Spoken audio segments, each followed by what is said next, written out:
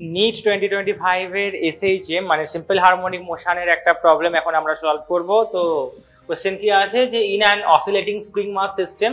তো before that শুরু করার আগে একটা আমরা স্প্রিং ব্লক সিস্টেম ড্র করে নেব। তো সবাই জানে এটা যে স্প্রিং ব্লক থাকলে কি হবে, স্প্রিংটা কিন্তু এখন ন্যাচারাল লেন্থে নেই, মেবি ওটা ছিল ওর ন্যাচারাল লেন্থ, ওকে। আর ও এখন যে স্টেটে আছে that is called what, you know, mean position বলে। তো দুটো ফোর্স লাগবে, নিচের দিকে লাগবে ওয়েট এমজি, অ্যান্ড দেখতেই পাচ্ছ এখানে এক্স অ্যামাউন্ট কি হয়েছে, স্প্রিংটা খুলে গেছে, ডিসপ্লেস হয়ে গেছে। ডিসপ্লেসমেন্ট স্প্রিং এর কত হবে, এক্স। তো এক্স ডিসপ্লেসমেন্ট হলে you know, everybody know that F কত হয়, মাইনাস কে এক্স। তাই তো একটা ফোর্স লাগবে যেটাকে আমরা কি বলি, রেস্টোরিং ফোর্স, আগের জায়গায় নিয়ে আসার চেষ্টা করবে, বা স্প্রিং ফোর্স কে এক্স। তাহলে এখানে কত লাগবে, কে এক্স। তো F equals to minus K x, ওটা এমজি দিয়ে ব্যালেন্স হবে, এটা আমাদের টপিক না। তো যে ফোর্সটা লাগবে স্প্রিং ফোর্স যেটা, তো স্প্রিং ফোর্স কত হয়, ডিসপ্লেসমেন্টের সাথে ডিরেক্টলি প্রপোর্শনাল, যত এলংগেট হবে তত বেশি ফোর্স লাগবে। অ্যান্ড ইউ নো, প্রপোর্শনকে ইকুয়াল করতে গেলে একটা কনস্ট্যান্ট লাগে, that is our spring constant k. তো এখানে থেকে যদি আমরা বের করি এম এ ইকুয়ালস টু কত হবে, মাইনাস কে এক্স, এ কত হবে, minus k by m into x. And you know, অ্যাক্সিলারেশনের ইকুয়েশনে এক্স ছাড়া বাকি যে টার্ম পড়ে থাকবে তাকে আমরা কার কি দিয়ে ডিনোট করব, ওমেগা স্কোয়ার। ডাইমেনশনালিও তাই হয় এটা। তাহলে এখান থেকে ওমেগা কত হবে, under root k by m, আর টাইম পিরিয়ডের কি ফর্মুলা, 2 পাই বাই ওমেগা, মানে omega equal to 2 pi by t হয় না। তো ওখান থেকে টাইম পিরিয়ড কত হবে, 2 পাই আন্ডার রুট এম বাই কে। ওকে, এবার কোশ্চেনে কি বের করতে বলেছে, আচ্ছা ওমেগার সম্পর্ক জিজ্ঞেস করেছে, টাইম পিরিয়ড চাইনি।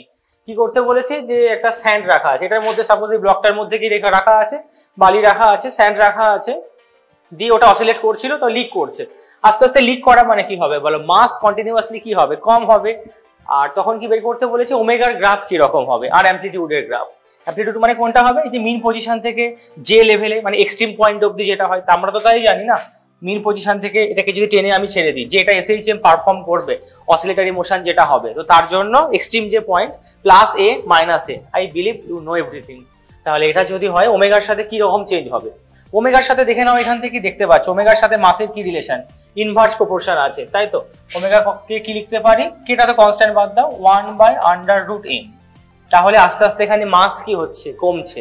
মাস কমলে ওমেগা কি হবে, ওমেগা এখানে বাড়বে, ফ্রিকোয়েন্সি বাড়বে এখানে, কারণ মাসের সাথে কি আছে বলো, ইনভার্স প্রপোর্শন আছে। তো ওমেগা বাড়বে, ওমেগা বাড়বে। এটাতে যেমন হবে না, এ কেন হবে না, কারণ ওমেগাটা কি আছে বলো, আস্তে আস্তে কমছে।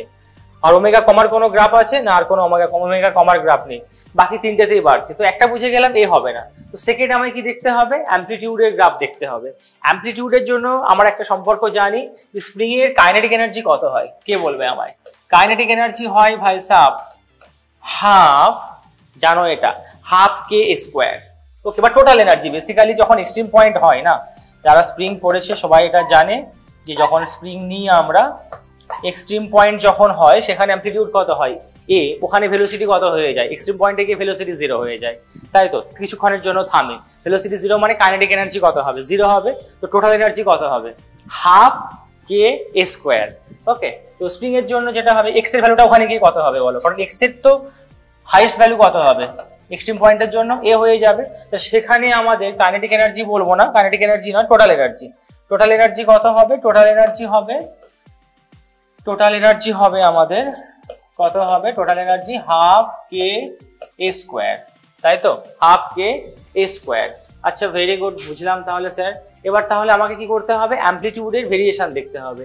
এবার দেখো বালিগুলো যখন যাচ্ছে, যে একটা মুভিং জিনিস থেকে যখন বেরোচ্ছে, ও কি করছে, ও ওর মোমেন্টামটা নিয়ে বেরিয়ে যাচ্ছে ভাই সাহেব। কি করছে, ও মোমেন্টামটা নিয়ে বেরিয়ে যাচ্ছে। মোমেন্টামের সাথে কে সম্পর্কিত, এনার্জি সম্পর্কিত। তো যে জিনিস মোমেন্টাম কমে যাচ্ছে আস্তে আস্তে, মানে আমার কি হবে, এনার্জি আস্তে আস্তে কমে যাবে।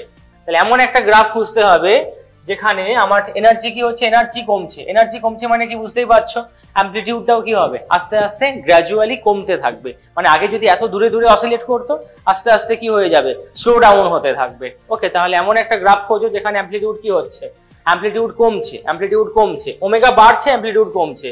বি হবে না, বিতে অ্যামপ্লিটিউড কনস্ট্যান্ট আছে মানে হবে না।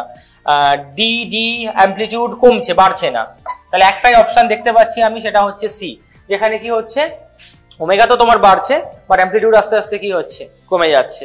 কেন অ্যামপ্লিটিউড কমছে ক্লিয়ার হয়েছে, কারণ হাফ কে স্কোয়ার, কাইনেটিক এনার্জি, বালি পড়ে যাচ্ছে মানে প্রত্যেকটা বালির কণা এনার্জি নিয়ে চলে যাচ্ছে, মোমেন্টাম নিয়ে চলে যাচ্ছে, তো এনার্জি কমছে। এনার্জি কমা মানে এটা তো কনস্ট্যান্ট আছে, তাহলে ডিরেক্টলি আমি কি বলবো, এনার্জি কমছে তার মানে কি হচ্ছে অ্যামপ্লিটিউড কমে যাচ্ছে। তো অ্যামপ্লিটিউড কমে যাওয়া মানে obviously option C is correct option. যে যখন যাবে সে সবসময় নিজের মোমেন্টাম নিয়ে বেরিয়ে যাবে, তাতে তুমি দেবদাস হলে কি পারু হলে কি অরিজিৎ সিং এর গান শুনে নিজে ঠিক হলে তাদের কারোর কিচ্ছু যায় আসে না। বালি বা কেন ব্যতিক্রম হবে, সেও যখন বেরিয়ে যাচ্ছে সেও নিজের মোমেন্টাম নিয়ে চলে যাচ্ছে, তাতে সিস্টেমের এনার্জি কমে গেল কি সিস্টেম কম অ্যামপ্লিটিউড নিয়ে অসিলেট করলো, তাতে তার কিছু যায় আসে না।